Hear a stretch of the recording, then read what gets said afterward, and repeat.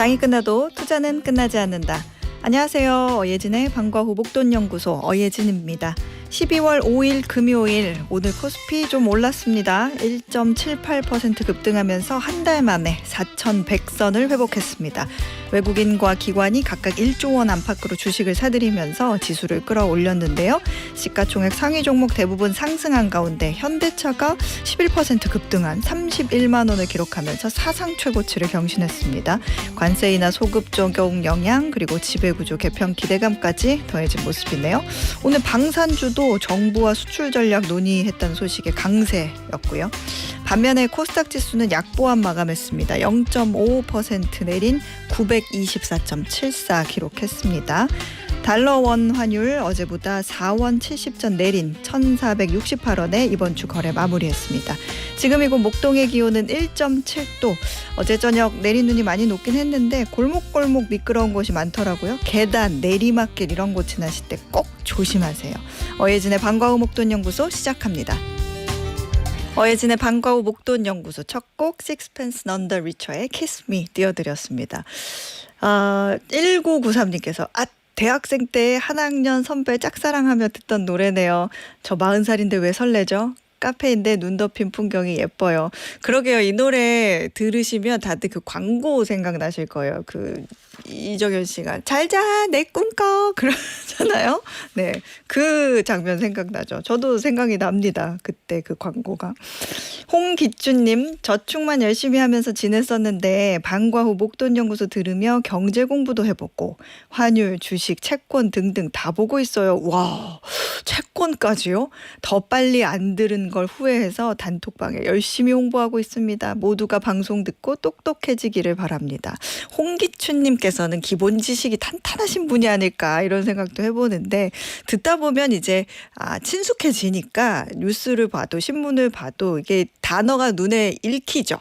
그리고 친근감이 느껴지죠. 어려워지지 않고 거부감도 사라지고 그러면서 이제 실력도 쑥쑥 늘어나는 거죠. 네, 자 월요일부터 금요일까지 실력도 쑥쑥 늘어나는 SBS 라디오 어예진의 방과 후 목돈연구소입니다. 무료로 SBS 라디오 들을 수 있는 어플 고릴라 그리고 유튜브 채널 시교라로 함께 하실 수 있습니다. 짧은 거 50원 긴 거 100원 유료 문자 샵 1035 무료 어플은 고릴라로 문자 보내주시면 저와 소통하실 수 있습니다. 오늘은 자동차의 세계로 떠나는 방과 차차차 타고요. 쉽고 재밌게 경제 공부하는 방과 후 경제교실로 떠나봅니다. 자, 어예진이 직접 고른 꼭 알아야 할 뉴스 어뉴스 오늘도 배달 왔습니다.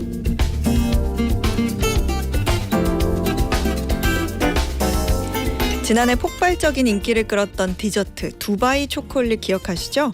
밀가루 반죽을 실타래처럼 얇게 뽑아 버터에 적셔 바삭하게 구운 중동식 재료 카다이프에 꾸덕한 피스타치오 크림을 섞어 초콜릿 사이에 채워 넣은 디저트인데요. 한번 씹으면 고소한 피스타치오 향과 바삭한 식감이 어우러지면서 전 세계적으로 품절 사태까지 일으켰죠. 그 열풍이 이제 좀 잠잠해지나 했더니 최근 전 세계적으로 두바이 초콜릿이 다시 뜨고 있다네요. 이번에는 한 단계 더 진화했는데요. 단순한 초콜릿바가 아닌 찹쌀떡이나 브라우니 속에 카다이프와 피스타치오를 넣고 초콜릿을 입힌 형태 아니면 머핀이나 쿠키, 마카롱까지 나오고 있습니다. 글로벌 커피 체인에서는 내년 1월 겨울 신메뉴에 두바이 초콜릿 음료를 출시하고요. 글로벌 초콜릿 브랜드도 두바이 초콜릿 버전을 신제품으로 내놨습니다. 흥미로운 건 이 디저트의 유행이 아르헨티나 농업 구조를 흔들 만큼 큰 파급력을 갖고 있다는 사실입니다. 아르헨티나는 최근 5년 동안 피스타치오 재배 면적이 무려 5배 늘었는데요. 두바이 초콜릿이 전 세계적으로 인기를 끌면서 피스타치오 수요가 폭발적으로 증가한 것이 결정적 이유입니다.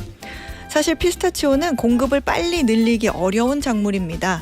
열매가 열리기까지 7년이 걸리기 때문에 수요가 갑자기 뛰면 가격 변동이 커지죠. 실제로 지난 1년 사이 피스타치오 가격은 약 30%가 올랐습니다. 현재 세계 생산 1위는 미국, 이어서 이란과 터키가 뒤를 잇습니다. 여기에 기후와 토양 조건이 잘 맞는 아르헨티나가 새롭게 뛰어든 건데요. 과거 포도나 올리브를 재배하던 땅을 피스타치오 농장으로 갈아엎었다고 합니다. 글로벌 수요가 계속 늘어나는 만큼 북반구에 포진한 기존 생산국의 계절적 공백을 메울 공급처로 기대를 받고 있습니다. 전 세계를 뒤흔든 디저트 하나에 기업은 신제품을 만들고 농부는 작물을 바꾸고 국가는 수출 전략을 다시 짭니다. 우리가 가볍게 집어든 디저트 하나가 생각보다 큰 경제적 흐름을 만든다는 걸 보여주는 생생한 사례죠. 이상 어뉴스였습니다.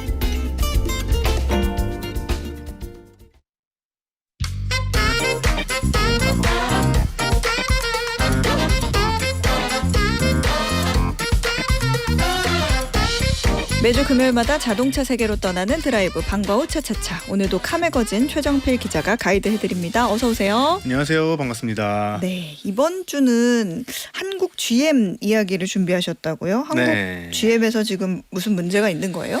사실 지금 우리나라 자동차 시장 보면은 이제 뭐 수입차, 국산차 이렇게 좀 구분하는 게 좀 의미가 없을 정도로 좀 쉽지 않은 그런 시기들을 겪고 있어요. 네. 특히 이제 중국 기업들이 들어오게 되면서 더더욱 경쟁도 심화되고 우리가 어떻게 하면 생존할 수 있을까 이런 고민들을 좀 시작을 하게 됐다 이렇게 좀 볼 수가 있을 것 같은데 이런 좀 어려워진 이유들을 보게 되면은 사실 뭐 여러 가지가 있긴 합니다. 특히 이제 내부 요인 같은 것들 이제 노사 갈등이라든가 협력사들과의 뭐 갈등이라든가 그런 것들보다는 외부 관세라든가 환율이라든가 아무래도 자동차 산업 같은 경우에는 글로벌 시장으로 비즈니스를 하는 경우들이 많다 보니까 네. 이런 외부 요인에서 오게 되는 그런 어려움들이 좀 많이 있는 게 사실이거든요. 근데 유독 한국 GM만큼은 내부 요인으로 인한 갈등이 좀 심한 상태다. 좀 이렇게 볼 수가 있습니다. 특히 이제 노사 갈등이 굉장히 심하다 이렇게 볼 수가 있는데 네. 지금 노사 갈등의 핵심에 있는 게 뭐냐면은 이제 직영 서비스 센터예요. 사실 이제 그동안에 국산차라고 이야기를 하면은 네. 적어도 아무리 판매가 좀 덜 된다 하는 브랜드이다 할지라도 직영 서비스 센터는 항상 다 운영을 해 왔었는데 네. 지금 한국 GM은 이제 전국에 서울 포함해서 총 9개 직영 서비스 센터를 운영을 하고 있거든요. 근데 요거를 올해 말까지만 서비스를 하고 내년 2월 15일부터는 직영 서비스 센터를 전부 폐쇄를 하겠다. 그렇게 지금 밝힌 상황입니다. 그러니까 공식 서비스 센터를 없애겠다라는 건데 노조 측에서는 이거를 지금 막으려고 하고 있고 회사 측에서는 조금 강행을 하려고 하다 보니까 노사 간의 갈등이 계속해서 좀 심화가 되고 있는 상황이다. 이렇게 볼 수가 있습니다. 직영 정비소 사업, 직영 서비스 센터 사업을 없앤다. 근데 이게 자동차 제조사가 직접 관리하는 정비센터가 있다는 거는 사실 뭐라고 할까? 신뢰의 의미도 있고 그렇죠. 그 자동차 브랜드가 그 회사가 그만큼 우리가 이 시장에서 이렇게 큰 사업을 벌이고 있습니다라는 의미도 줘서 이거를 없앤다는 거는 개인적으로는 뭔가 GM이 한국 시장의 전략을 좀 축소한다 이런 말로 저는 읽히기도 하는데 이런 결정을 갑작스럽게 내리진 않았을 것 같거든요. 네, 사실 지금 되게 좋은 말씀 해주셨는데 만든 사람들이 제일 잘 알거든요. 고장이 나면은 그 사람들이 제일 잘 고칠 것이다라는 믿음이 좀 있습니다. 그렇죠. 소비자 입장에서는 그럴 수밖에 없는데 이렇게 서비스 센터 철수를 한다고 하니까 왜? 라는 생각이 계속해서 그렇죠. 들게 되는 왜? 거예요. 근데 물론 이제 이거를 갑작스럽게 내린 결정은 아니긴 했습니다. 한국 GM이 이제 국내에서 공식적으로 우리 서비스 센터 접을 겁니다라고 하는 걸 밝혔던 거는 지난 5월 28일이었는데 당시에 두 가지 내용을 발표를 했어요. 하나는 지금 말씀드렸던 직영 서비스 센터의 매각, 폐쇄를 이야기를 했었고요. 두 번째는 지금 한국 GM의 본사가 인천 쪽에 부평 쪽에 자리를 하고 있는데 네. 부평에 있는 공장과 일부 부지를 같이 매각을 하겠다라고 해서 이 두 가지를 중요 비즈니스 업데이트라고 공지를 했었습니다. 노사 갈등이 최고조로 이제 향해 가고 있는 지금 시점에서 보게 된다면은 이제 이게 시작이 된 게 한 6개월 전이다 이렇게 좀 볼 수가 있는 건데 사실 회사 입장에서는 이런 것들을 갑자기 내리진 않았을 테니까 최소한 1년 전부터 그러니까 작년에 25년도에 대한 사업 계획을 세울 때부터 매각이라든가 부지 서비스 센터 철수라든가 그런 것들을 결정을 하지 않았을까라는 이제 생각을 하는 게 좀 합리적이지 않을까 싶은 거죠. 그러다 보니까 소비자 불편에 대해서는 좀 어떻게 할 것이냐라는 이야기가 좀 자연스럽게 이어져 나올 것 같은데 네. 사실 이제 직영 서비스 센터가 모든 거를 커버를 하기는 좀 어렵습니다. 그러다 보니까 협력 센터 같은 것들을 같이 운영을 하고 있고 GM에서는 그거를 바로 서비스 센터라는 이제 이름을 걸고서 운영을 하고 있는데 네. 이게 지금 전국에 386개가 있다고 알려져 있거든요. 근데 이제 GM 쪽에서는 지금 이미 소비자분들이 이런 서비스 센터 협력점에서 90% 가까이 서비스를 받고 있기 때문에 문제가 없을 것이다라고 이야기를 하고 있는 상황인 겁니다. 그렇군요. 근데 이게 사실은 GM이 과거에 뭐 2009년 그 파산 때도 그랬고 네. 그 이후로 한번 어려움을 겪은 후에 뭔가 규모보다는 사실 수익성을 좀 중요시하는 그런 모습을 보이기는 해요. 그러니까 비효율적이다, 돈이 좀 안 된다 싶으면 그냥 과감하게 정리하는 그런 모습인데 이게 또 그런 건 있어요. 한국 GM이 국내에서 생산하는 비중도 있고 뭐 미국이나 멕시코에서 생산해서 들여오는 비중도 있잖아요. 네네. 근데 뒤에서 자세히 얘기하시겠지만 국내 생산 비중이 이제 점점 줄어들고 있다고 하니까 수입해서 파는 차가 많아지면 부품 체계도 해외에서 들여올 거 아니에요. 네. 그러니까 직영 서비스 규모는 사실은 줄 수밖에 없는 건데 왜냐하면 그렇게 따지면 이제 뭐 BMW나 벤츠 이런 것도 다 수입차들은 딜러가 운영하는 그런 서비스 센터 중심으로 하는 네. 거잖아요. 그러니까 한국 GM도 약간 그런 구조로 가려고 하나 그런 생각이 좀 들기는 해요. 근데 물론 사실은 협력사에서도 좋은 실력과 좋은 서비스를 당연히 받을 수 있지만 우리가 앞에서 잠깐 얘기했듯이 직영 서비스 센터는 또 제조사, 뭐 이제 수입사가 직접 운용하는 곳이니까 이제 책임감이라던가 신뢰감이라던가 소비자 입장에서 좀 느낌이 다르긴 하죠. 네. 그러니까 사실 이제 수입차들이 지금 하고 있는 형태로 가고 싶다가 GM의 가장 큰 바람이에요. 그리고 딜러사들이 따로따로 판매도 담당하고 있고 서비스 센터도 담당하고 있으니까 우리도 그런 식으로 갈 거야라고 이야기를 하고 있는 건데 사실 GM 노조에서는 그러면은 우리는 직영 서비스 센터가 없는 수입차야 국산차야 그것부터 명확히 해야 될 것 같아라는 이야기를 하게 되는 거거든요. 사실 지금 직영 서비스 센터를 이용을 해보신 분들이라면 아시겠지만 작은 수리부터 완전히 크게 파손이 됐었던 사고 수리까지 직영 센터에서는 모두 다 접수가 가능합니다. 네. 근데 이제 협력사로 가게 되면은 협력사 같은 경우에는 규모가 다 다르다 보니까 사고가 나서 가져가게 됐을 때 우리는 이거 수리 못 하는데요라고 이야기를 할 수도 있게 되는 있죠. 거고요. 그다음에 최근에 이제 GM 같은 경우에는 사실 전기차를 많이 출시한 브랜드는 아니기는 한데 네. 이제 전기차가 없진 않았단 말이에요. 그렇죠. 그런 전기차를 들고 갔을 때 그런 협력사에서 수리를 할 수 있는 장비라든가 전문 기술이라든가 물론 교육은 다 받으셨겠지만 그런 것들을 믿고 맡길 수 있을까라는 생각이 들 수밖에 없다라는 게 이제 노조에서 지적을 하고 있는 포인트입니다. 이런 이제 대형차라든가 전기차까지 모두 맡길 수 있는 센터가 약 100개 정도 있다라고 이야기를 하는데 전체 네. 센터로 따지면은 3분의 2가 그런 것들이 안 된다라고 할 수가 있다 보니까 굉장히 좀 소비자들의 불편이 커지지 않겠느냐 이렇게도 이야기를 하고 있는 거고요. 그다음에 주요 부품의 재고 문제라든가 수입차가 되면은 그런 것들도 다 해외에서 들어오는 것 아니야라고 생각을 할 수도 있게 되는 건데 네. 이와 관련해서 최근에 또 이야기가 나왔던 것 중에 하나가 GM하고 협력해서 일을 하던 우진물류라고 하는 이제 GM의 물류를 담당하던 회사가 있었습니다. 그 회사가 얼마 전에 120명을 정리해고를 발표를 했고 이 회사도 올해 연말로 폐업을 하게 되거든요. 그러다 보니까 이제 물류와 관련된 것, 서비스 센터와 관련된 것들을 완전히 없애면서 완전히 수입차 형태로 그러면서 한국 내에서의 사업을 너무나도 크게 줄이려고 하는 건 아니냐 그렇게 지금 이야기가 나오고 있는 상황인 거죠. 그렇군요. 뭐 어쨌든 지금 상황을 놓고 보면 협의가 지금 잘 되지 않고 있으니까 갈등이 더 심해진 거네요. 그리고 지금 우리나라에서 돌아다니고 있는 GM으로 이제 등록되어 있는 차의 대수가 약 한 150만 대 정도 되거든요. 네. 근데 이런 것들이 이제 시간이 가면 갈수록 조금씩 이제 폐차되는 차들도 있다 보니까 좀 조정이 되기는 하겠지만 150만 대에 가까운 차들을 이제 협력사로만 다 커버를 할 수 있느냐 그거에 네. 대해서도 지금 지적이 나오고 있는데 결국에는 서비스 퀄리티가 유지가 될 수 있느냐라는 지적이 나오고 있는 거거든요. 그런 부분에 대해서도 이제 소비자 입장에서는 내가 기존에 받던 것보다 못한 서비스를 받을 수 있다고라고 이제 좀 불안한 마음이 들 수는 있는 거죠. 그렇군요. 근데 이게 지금 말씀만 쭉 듣고 보면은 회사 측에서 뭔가 네. 노조와의 약속을 이렇게 깬 것처럼 이해할 수도 있는 것 같은데 이거는 어떻게 생각하면 돼요? 사실 노조화가 이제 이런 것들을 이제 처음에 발표했을 때부터 노조는 조금 강경하게 반대를 했습니다. 네. 근데 아무래도 이제 이런 회사의 선택 사항이라는 거, 결정 사항이라고 하는 건 노사가 좀 같이 이야기를 해서 같이 끌고 나가야 되는 거다 보니까 발표는 먼저 하기는 했지만 그래도 이 내용에 대해서 꾸준하게 이야기가 있었어요. 그리고 네. 그게 올해 GM의 임금 협상에서도 이야기가 있었거든요. 당시에 이제 노조 측의 입장에서는 우리는 이거를 철회하거나 다시 검토하는 게 아니면은 협의를 할 수 없다라는 식으로 굉장히 강경하게 나왔고 하고 회사 측에서도 오케이 알겠습니다. 그러면 우리 고용안정특별위원회라고 하는 위원회를 따로 만들어서 요것과 관련해서 정해진 결과가 없다라는 거를 전제로 두고 다시 한번 이야기를 해보자라고 이제 발표를 했었어요. 네. 그런데 발표를 한 게 이제 올해 9월이었거든요. 2달 이제 조금 더 넘어간 건데 그렇게 하고서 이제 바로 얼마 전에 우리는 저 직영서비스 센터를 예정대로 폐쇄를 할 겁니다라고 발표를 해버리니까 협의했잖아. 협의를 했는데 그거를 그대로 무시를 하는 거야라는 그런 마음을 좀 받게 되는 겁니다. 네. 그러다 보니까 노조 측에서는 좀 굉장히 불만이 폭발을 했다 이렇게 좀 볼 수가 있는 거죠. 뭔가 그런 그 갈등을 해결하는 과정에서 뭐 문구로나 봤을 때 뭐 그런 애매한 부분이 좀 있었나요?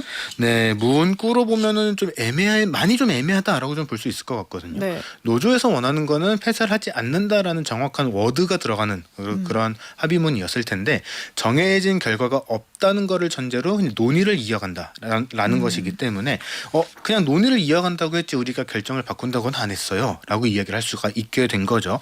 그러다 보니까 이제 한국 GM 측에서는 꾸준하게 논의는 하는데 일단 우리는 계획한 대로 진행을 하겠습니다라고 해도 노조 측에서 그거를 강제로 멈출 수가 없는 그런 상황이 된 겁니다. 그렇군요. 그런 얘기 들으니까 그 GM 철수설 이런 것도 생각이 좀 나면서 예전에 2018년에 폐쇄된 군산 공장 그런 얘기 있었잖아요. 네. 그러니까 그런 거랑 또 뭔가 이어지는 얘기가 있는 것 같아요. 노조의 입장을 조금 더 자세히 들어볼 필요가 있을 것 같아요.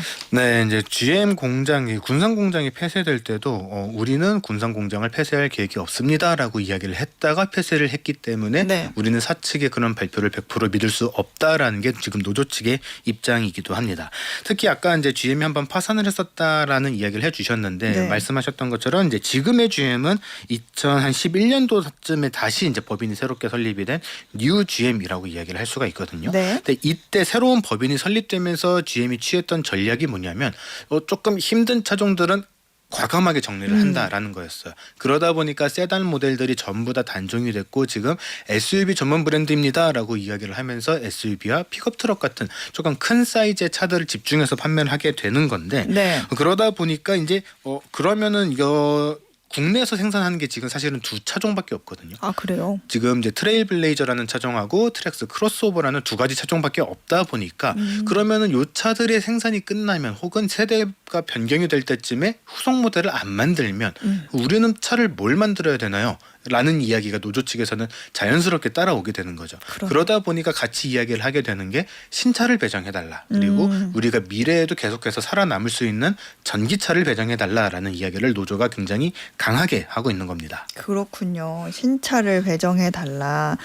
근데 뭐 사실은 아무래도 이런 뭐랄까요? GM이 좀 전기차 같은 것들 네. 그런 거 생산 중심으로 사실 미국 내 생산으로 지금 최우선 하고 있잖아요. 정부는 미국 정부 눈치도 좀 봐야 되고 그렇죠. 그러다 보니까 한국은 당연히 자연스럽게 좀 우선순위 밖으로 갈 수밖에 없는 상황인데 그 노조의 요구대로 이렇게 노조의 주장대로 이렇게 만들 차가 없게 되면 공장도 이제 필요 없어질 수 있다. 이런 거는 일리 있는 이야기기는 하네요. 근데 사실 지금 GM의 공장의 생산 능력을 보면요. 생각보다 굉장히 열심히 만들고 있거든요. 그러니까 국내 실적을 좀 찾아보셨던 분들은 아시겠지만 사실 GM이 지난달에 1,000대도 못 팔았습니다. 국내 기준으로. 아하.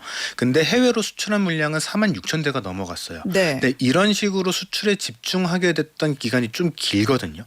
그러니까 사실 GM이 1년 동안 전체 공장을 최대한으로 돌렸을 때 만들 수 있는 대수가 약 50만 대라고 알려져 있는데 네. 2023년도에 40만 대가 조금 넘게 생산을 했고요. 그리고 2024년에도 46만 대를 생산을 했습니다. 그러니까 GM 측에서는 물론 이제 부평의 일부 라인이 아직까지도 좀 놀고 있는다든가 그런 몇 가지 상황들이 더 있기는 하지만 공장을 최대한 돌릴 수 있는 만큼 최대한 돌리고 있는 그런 상황이에요. 그러다 보니까 그러면은 그렇게 돌릴 수 있는 여력이 있고 그렇게 돌려서 수출을 했다면은 지금 뭐 최근 몇 달 같은 경우에는 관세 때문에 조금 이야기가 달라지긴 했지만 네. 회사에 조금 이익이 많이 쌓였을 텐데 그러면 그거를 가지고 회사에서 새롭게 신차 배정도 받고 생산에 대한 계획도 세워야 되는 것 아니냐 그런 이야기들을 계속해서 할 수밖에 없게 되는 상황이 오는 겁니다. 그렇군요. 야, 근데 이렇게 노사 갈등 문제가 이렇게 계속 길어지고 합의의 어떤 그런 포인트를 찾을 수 없게 되면 이거는 앞으로도 좀 해결되기가 아직 당장 금방 해결될 수 있겠구나라는 생각을 가지긴 좀 힘들어 보이네요. 네, 그렇죠. 특히 이제 노조에서도 계속해서 그렇게 이야기를 하는 것 중에 하나가 우리가 팔 수 있는 차, 판매가 잘 될 수 있는 차를 배정을 해주고 우리가 그거를 만들 수 있게 해달라라는 이야기를 계속해서 하고 있습니다. 사실 부평 공장에 지금 쉬고 있는 라인도 그렇고 지금은 매각이 된 군산 공장 때도 그랬지만 투자를 해서 라인을 바꾸면 그 공장을 충분히 쓸 수 있지 않겠냐가 노조의 입장이긴 했습니다. 근데 지금 부평 공장 같은 경우에도 그렇고 그렇게 라인을 바꾸지 않는 이유 중에 하나는 그렇게 투자를 해서 바꿀 수는 있는데 그렇게 바꿨을 때 그거를 다 라인을 쉬지 않고 돌릴 수 있을 만큼 너네가 잘 팔 수 있어라는 게 본사에서 하게 되는 이야기거든요. 그러니까 사실은 이거는 이제 재물 담당을 하시는 분들, 숫자를 보시는 분들이 생각을 했을 때 너네가 잘하기는 하는데 그 정도까지는 못 갈 것 같아라고 이야기를 하고 있는 것들이 굉장히 강하다라는 겁니다. 그러니까 노조 같은 경우에도 계속해서 신차를 배정을 해달라 그러면 우리가 계속해서 차를 팔 수 있으니까 서비스 센터도 폐쇄 안 해도 되거든 이라는 이야기를 하고 있는 거고 회사 측에서는 알았으니까 일단 잘 팔아봐. 잘 팔면 우리가 신차도 배정해주고 서비스 센터 폐쇄도 다시 생각을 해볼게. 이렇게 이야기를 하고 있다 보니까 약간 평행선을 가고 있다. 이렇게 볼 수 있을 것 같아요. 그러네요. 이런 문제가 빨리 잘 해결됐으면 좋겠습니다. 지금까지 카메거진 최정필 기자였습니다. 고맙습니다. 네, 고맙습니다. 네, 저희는 수지의 겨울아이 듣고 2교시로 돌아올게요. 매주 월요일부터 금요일 오후 4시부터 5시까지 경제에 관한 모든 것을 충전하는 시간입니다. SBS 라디오 어예진의 방과후 목돈연구소와 함께하고 계십니다. 하정화님께서 소장님 오늘 사무실에서 라디오 선택권 얻어서 방과후 목돈연구소 틀었습니다. 와! 매일 다시 듣기 챙겨 듣다가 생방송 오랜만에 들어요. 와, 하정화님 회사 복지 너무 좋은데요? 복지 최고네. 너무 좋습니다. 감사합니다. 앞으로도 선택권을 계속 받으셨으면 좋겠는데 어떻게 안 될까요? 네, 부장님, 팀장님, 네, 이사님, 상무님. 네. 유튜브로 소울드 복서님께서 아침에 얼어붙은 길을 신나게 미끄럼틀 타면서 가고 있었는데 맞은편에서 꼬마가 저랑 똑같은 짓을 하다가 엄마한테 혼나고 있었어요. 너 그러다가 까닥 넘어져. 그러면은 옷 다 버리잖아. 이렇게 혼나고 있었겠죠. 소울드 복서님. 그러게요. 이게 그러다가 자칫 넘어지면 이제 우리 세대는요. 허리도 다칠 수 있고 이제 발목 삐면서 인대도 늘어날 수 있고 위험합니다. 그러시면 안 돼요. 네. 근데 잠깐은 재밌으셨겠다. 그죠? 네. 허효주님 간만에 본방 사수합니다. 소장님 저는 퇴근 불금 갑니다. 열일하세요 이러셨는데 가긴 어딜 가요. 지금 먼저 그렇게 퇴근하면 안 되지. 끝까지 같이 듣고 가셔야죠. 여러분 먼저 퇴근하시면 안 돼요. 퇴근하셔도 갑니다 이런 얘기 하지 마세요. 끝까지 5시까지 자리 지키시다가 계속 이어폰 꽂고 계시다가 저 끝나면 같이 가요. 네, 아셨죠? 자, 오늘의 퀴즈 풀고 2교시로 넘어가 볼게요. 프로야구 시즌이 끝나고 각 팀들은 벌써 내년 시즌 전력 보강에 속도를 내고 있습니다. 이 자격을 얻은 선수들이 새로운 팀과 계약하거나 기존 팀과 재계약을 이어가고 있는데요. 가장 주목받은 강백호 선수는 4년 총액 100억 원의 한화 이글스행을 택했고 최영우 선수는 2년 총액 26억 원의 친정팀 삼성 라이온즈와 계약을 맺었습니다. 퀴즈입니다. 야구 규약이 정한 요건을 충족하면 선수가 어느 구단과도 자유롭게 계약할 수 있도록 한 이 제도의 이름은 무엇일까요? 조금 헷갈리실 수도 있는데 보기 들으시면 아마 낯익은 단어가 나올 거예요. 말이 1번 FA, 2번 JA, 3번 KA. 이게 좀 힌트를 드리자면 이제 자유롭게 계약할 수 있잖아요. 자유롭게. 프리 에이전트의 약자이기도 한데 자 보기는 더 드리지 않을게요. 자 한번 맞춰보시죠. 정답 아시는 분들은 단문 50원 장문 100원의 유료 문자 샵 1035나 무료 어플 고릴라로 보내주세요. 당첨되신 분들 중에 추첨해서 편의점 상품권 보내드립니다.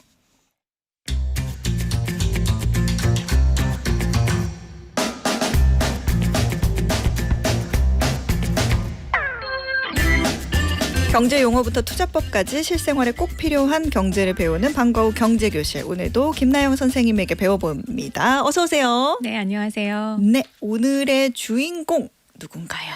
오늘은 인덱스 펀드의 아버지라고 불리는 존 보글 얘기인데요.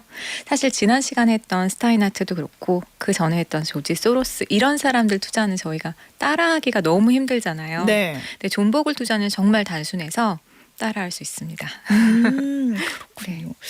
자, 뭔가 시장 전체에 투자하라라고 네. 얘기를 하는 거거든요. 시장 전체에 투자하라. 네. 존 보글. 네. 시장 전체에 투자라는 게 사실 굉장히 많은 의미인데 어떤 의미예요? 존 보글의 의미는? 그냥 시장에 상장된 거 모두 다 사라라고 하는 건데요. 네. 그럼 모든 주식을 다 사려면 돈이 많이 들 거 아니에요.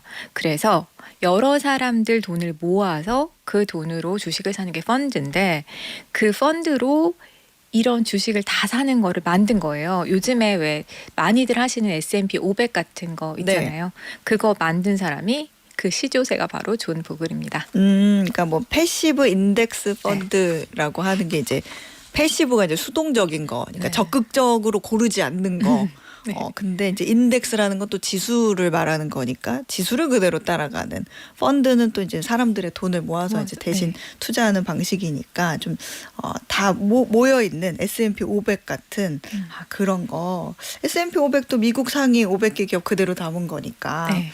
존 보글이 이제 패시브 인덱스 투자가 좀 대중화하는데 그러면은 조금 뭐랄까 큰 역할을 했다 이렇게 볼 수 있겠네요. 그렇죠. 자신의 투자 비밀은 비밀이 없다는 데 있다라고 네. 했고요. 단순하게 그냥 시장 따라가는 걸 하는 게 결국에 수익률도 괜찮다. 복잡하게 생각할 필요가 없다라고 하는 거예요. 이 존 보글이라는 사람은 언제부터 이런 펀드 투자에 네. 관심을 갖게 됐어요? 프린스턴 대학 다녔는데요. 오. 그때 2학년 때 그게 1949년에 뮤추얼 펀드라는 기사를 봤대요. 포춘지에서. 네. 그리고 나서 관심을 갖게 되었는데 그러니까 펀딩에는 그렇게 관심을 갖게 됐고 당시 학계가 효율적 시장 가설이 널리 퍼져 있었거든요. 그러니까 효율적 시장 가설이라는 거는 그러니까 주가의 모든 정보가 다 반영이 되어 있어서 네. 시장을 초과하는 수익을 내는 거는 불가능해. 라고 얘기하는 거예요. 사람들은 다 합리적이고 시장은 다 효율적으로 되어 있기 때문에 그렇다라고 생각을 한 건데 그런 게 많이 이렇게 퍼져 있었고 존 보글도 그 생각을 했고 근데 보통은 여기서 그치잖아요. 근데 네. 이거를 가지고 이렇게 해야 됩니다라고 하는 걸 이제 박사학위 논문으로 썼어요. 네. 박사학위 논문으로 네. 쓴 거를 아이디어를 내서 창업까지 한 거네요. 네, 그렇죠. 자신의 아이디어를 실현하기 위해서 벵가드사를 차렸는데요. 많이 들어봤잖아요. 우리. 그쵸. 네. 지금 벵가드사가 세계 최대 규모의 자산 운용사 중 하나인데 이 벵가드사 차리고요. 사람들 투자금 모은 그 펀드로 미국 시장 전체에 투자를 한 겁니다. 그래서 지금 말하는 그 S&P 500 ETF를 만들었다라고 보면 되죠. S&P 500 ETF의 전신인 거예요? 그렇죠. ETF 자체는 네. 아니었고 당시에는 펀드였는데요. 네. 그러니까 펀드가 투자 자금 모아서 그걸 자산 운용사가 굴려주는 거잖아요. 네. 근데 ETF는 이런 펀드를 주식처럼 살 수 있게 딱 그렇죠. 상장을 시켜놓은 거니까 당시에는 펀드였고 지금의 이제 사람들이 더 많이 관심을 가지니까 ETF로 만든 건데요. 그 요즘에 보면은 그 미국 미장에서 보면 VOO라는 ETF 있거든요. 네. 그 ETF가 바로 벵가드사의 S&P 500 ETF입니다. 요즘도 그럼 많이 하고 있죠, 사람들이. 벵가드가 이게 앞니 깨물고 그 벵가드군요. 네. 그렇군요.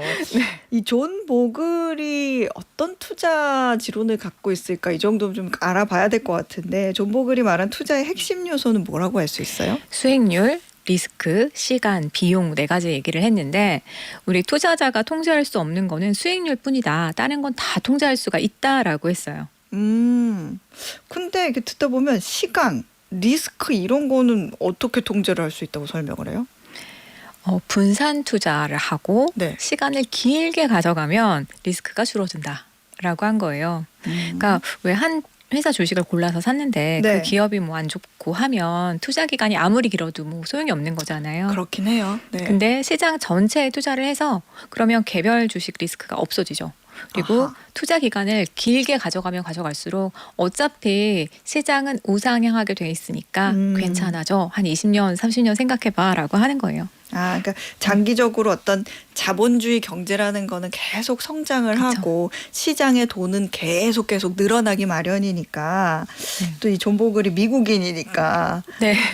미국 미국이 또 계속 성장했잖아요. 그래 왔으니까. 그래서 진짜 이분은 이제 적립식으로 투자하라는 것도 권하거든요. 네. 그러면 사실 어떤 특정 시점에 딱 사가지고 그때가 막 꼭지였어 이러면 별로 안 좋을 수 있는데 매달 조금씩 사면 평균 매입 단가가 조정이 되잖아요. 네. 그래서 그 리스크도 줄어든다라고 하는 거죠. 아, 하긴 이렇게 시장을 단기적으로 보면 진짜 정말 요란해요. 차트도 그쵸. 그렇고 네. 요란한데 좀 장기적으로 먼 발치해서 이제 여러분이 차트를 보실 때도 최소 마이너스에서 오랜 기간으로 먼 발치해서 보면 조용히 이렇게 우상향을 그리기는 하죠.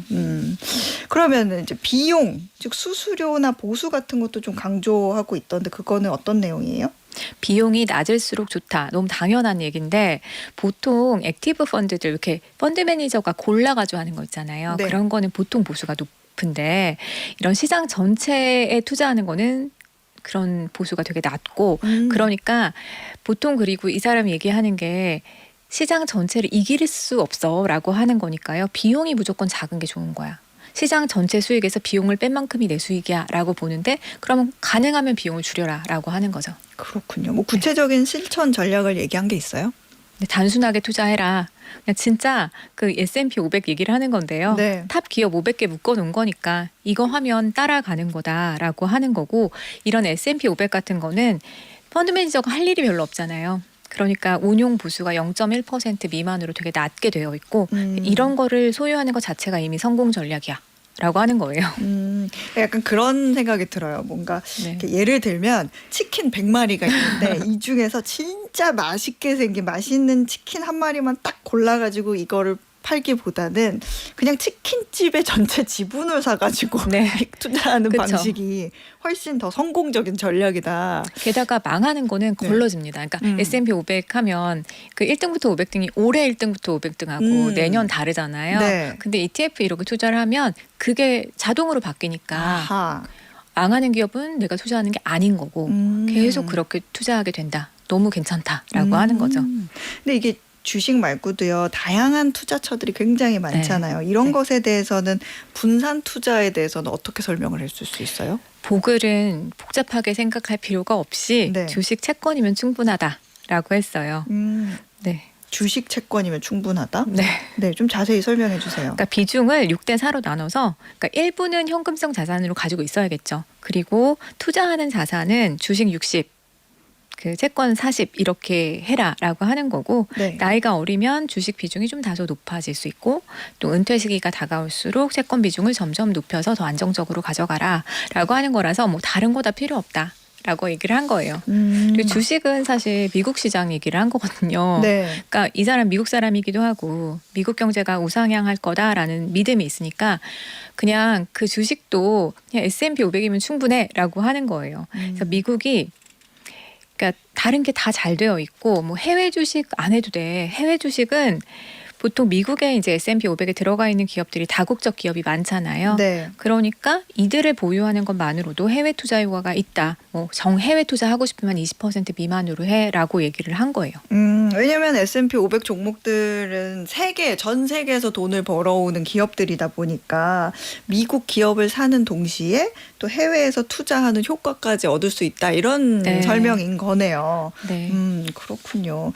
금리 변동 관련해서는 어떤 여러 가지 금리 변동, 여러 경제 이슈 이런 부분들도 계속 우리가 투자를 하면서 접해야 되는 그런 것들인데 이런 뉴스를 접하거나 이럴 때는 어떤 태도를 취해야 한다라는 말도 좀 설명을 해줬던데.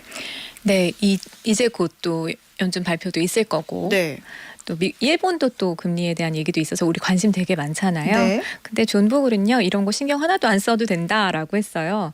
그냥 시장이 오르락 내리락 하게 하는 뉴스, 뭐 증권사 직원의 전화 다 무시하고 아무것도 하지 않고 가만히 있으면 돼. 그냥 생각을 하지 말고 꾸준히 시장 전체를 사 모아 가라라고 얘기를 하는 거예요. 근데 아무것도 하지 말라는 거는 뭐 예를 들어서 시장이 박스권에 갇혔거나 네네. 아니면 주가가 막 떨어질 때도 네. 그냥 가만히 있어라 이런 뜻이에요? 네. 정말? 단기적인 변동은 의미가 없으니까. 근데 그런 거에 막 흔들리기 시작하면 사실 감정이 포함되잖아요. 네. 그러면 막 공포도 들고 탐욕도 생기고 막 이러는데 그렇게 되는 게 망치는 길이다. 라고 한 거예요. 그래서 그냥 그대로 생각하지 말고 무지성 투자를 하라고 그냥 계속 매월 꾸준히 사 모아라라고 한 거예요. 그렇군요. 네. 5903님도 저도 S&P 500 장투 중인데 그게 제일 마음 편한 것 같아요 라고 해주셨네요.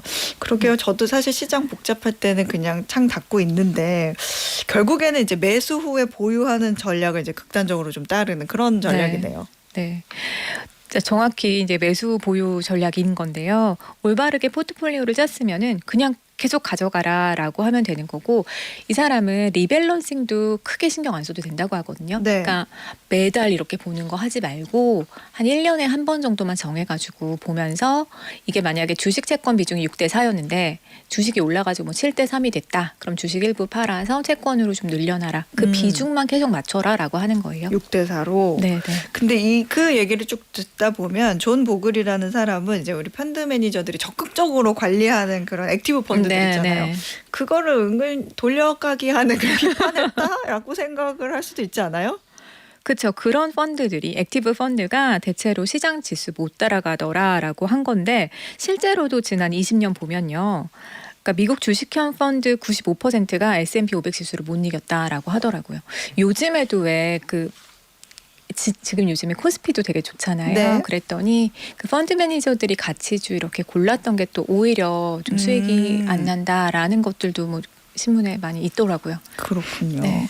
이게 그 생각도 나는데 우리도 한번 공부했었던 것 같기도 한데 워런 버핏도 이제 비슷한 생각을 하면서 헤지펀드 대표랑 내기했었잖아요. 네, 그렇죠.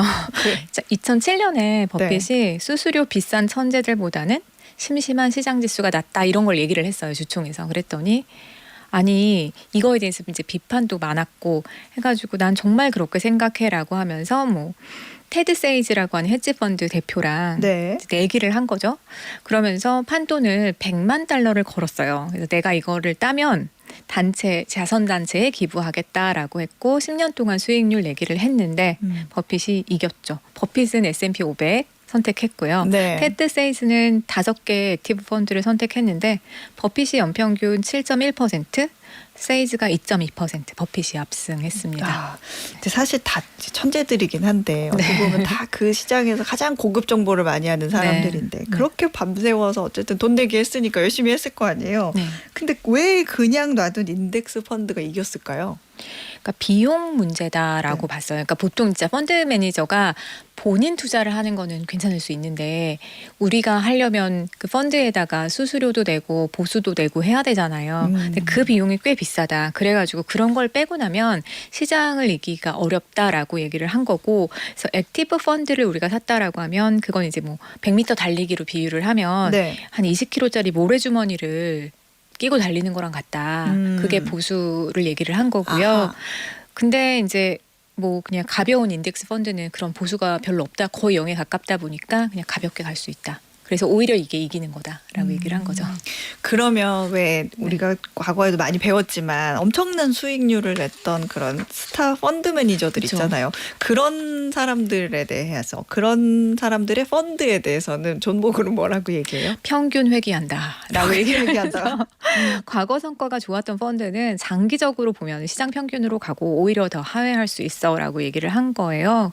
그러면서 마젤란 펀드, 예전에 이제 피터 린치가 네. 했다라고 우리 여기서도 얘기를 했었는데, 그 마젤란 펀드가 90년까지는 그 시장 초과 수익을 냈었는데 90년부터 2011년까지는 오히려 시장을 하회했다라고 하는 겁니다. 근데 저는 이게요, 90년까지가 피터 린치가 네. 했던 거고 그 이후로는 피터 린치가 안 했거든요. 마젤란 펀드를. 그래서 이것도 조금 본인의 주장을 딱 얘기하기 위해서 쓴 거 아닌가 싶기는 해요. 그렇군요. 요즘 인기가 있는 그 ETF도 정말 다양하고 많은데 그런 거에 대해서는 존 보글은 어떻게 평가할까요? 딱 그 S&P 500이나 니케이 225, 뭐 코스피 200 이런 식으로 지수 딱 그 패시브 인덱스만 좋다고 하고요. 네. 나머지 막 우리 ETF들에도 섹터도 있고 뭐 몇 배 레버리지 되는 거 인버스도 있고 파생 ETF들 되게 많잖아요. 네. 이런 거 다 게임 같은 툴이다라고 얘기를 합니다. 같은 ETF더라도 네. 자, 존 보글 투자 방식을 우리가 오늘 한마디로 한번 정리를 해보자면 어떻게 할 수 있을까요? 건초 더미 속에서 바늘을 찾을 생각을 하지 말고 그냥 건초 더미 전체를 사라. 라고 표현할 수 있어요. 그래서 투자 세계에서는 머리 좋은 사람이 복잡하게 머리 굴리는 것보다는 욕심을 버리고 수수료 아끼고 보수 아끼고 시장 전체에 투자하면서 길게 보고 가는 게 낫다라고 한 건데요. 그러니까 저는 존 보글 얘기를 하면서 주식 채권 6대4 얘기를 했는데 네. 저 같은 경우에는 지금은 또 좀 여러 가지가 좀 필요한 것 같기도 하다. 그러니까 존 보글은 6대4로 하면 돼. 미국 시장이면 충분해라고 했지만 우리는 또 미국인이 아니잖아요. 네. 그래서 제가 생각할 때는 좀 달러도 가지고 있고 뭐 엔화 자산도 가지고 있고 좀 그런 식의 글로벌 자산 배분 그리고 우리나라 것도 뭐 따라가면서 하는 게 필요하지 않나도 싶고요. 또 금이나 뭐 대체 투자 있잖아요. 네. 그런 것도 좀 필요할 것 같아 이렇게 생각이 듭니다. 어쨌든 존 네. 보글은 뭐 장기 투자, 분산, 저비용 이 세 가지는 어쨌든 시간이 바뀌어도 변하지 않는 보편적인 투자 법칙이다라는 거를 가르쳐준 사람 같고 또 어떻게 보면 이제 대부분의 사람들이 그러니까 어떻게든 최대한 빨리 부자가 될까라는 고민보다는 네. 어떻게 하면 대부분의 사람들이 손해를 좀 덜 보면서 꾸준히 부자가 될까라는 거를 좀 고민한 그런 투자가가 아닐까 하는 생각이 드네요. 네. 오늘 김나영 선생님과 존 보글의 투자 철학 함께 배워봤습니다. 고맙습니다. 네, 고맙습니다. 네, 퀴즈 정답 확인해 보겠습니다. 오늘의 퀴즈에서는 야구 규약이 정한 조건을 충족한 선수가 원하는 어떤 구단과도 자유롭게 계약할 수 있는 제도 여쭤봤습니다. 정답은 1번 FA 자유계약 선수 제도였습니다. 오늘 편의점 상품권 받으실 세 분은요. 항상 잘 듣고 있습니다. 퀴즈는 처음이에요 하고 보내주신 7531님 그리고 강백호라는 이름은 다들 운동을 잘하나 봅니다. 슬램덩크 강백호 그리고 한화의 강백호가 된 강백호. 자 그렇게 보내주신 5835님 그리고 초등학생 우리 아들도 야구 꿈나무인데 열심히 해서 실력 있는 프로야구 선수가 됐으면 좋겠습니다 하고 보내주신 7946님 네 그렇게 될 거예요. 네 이렇게 세 분께 편의점 상품권 보내드릴게요. 어예진의 방과 후 목돈연구소 오늘의 끝곡은요. 서지원의 I Miss You 띄워드리면서 저는 인사드리겠습니다. 다음 주 월요일 오후 4시에도 어김없이 여기 어예진의 방과 후 목돈연구소에서 여러분 기다리고 있을게요. 즐거운 주말 보내세요.